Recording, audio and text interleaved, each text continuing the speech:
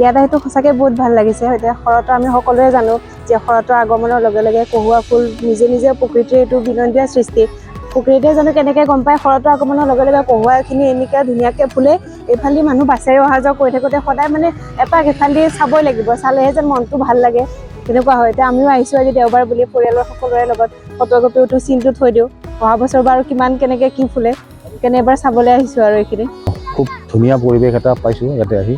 নিচে একদম ঘাইপথৰ ওচৰতে খুব মোহনীয়া পৰিৱেশ এটা কহুৱা বনৰ মাজত। বহুত মানুহ আহিছে, ফটো উঠিছে, বহুত ভাল লাগিছে।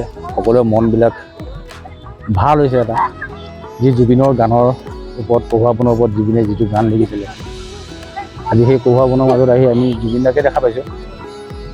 সেইকাৰণে খুবেই ভাল লাগিছে আহি। আগন্তুক সকলো মানুহ আহক ইয়াতে, বেছি দূৰ নহয় আমাৰ জীয়াভৰি দৰং ওচৰতেই। আহক সকলো মানুহে জুবিনৰ পৰিৱেশ এটা লওক, জুবিনদাৰ পৰিৱেশ এটা লওক।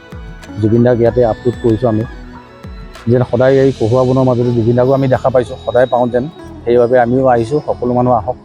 আগন্তুক আমি ইয়াত নিচেই কাষৰ তেজপুৰ, আমি পৰিয়াল আহি আমাৰ পৰিয়াল, মোৰ ফেমিলি, মোৰ ল'ৰা ছোৱালী সকলো, বৌ দাদা ফটো উঠি আছোঁ লাহে লাহে। খুবেই ভাল লাগিছে।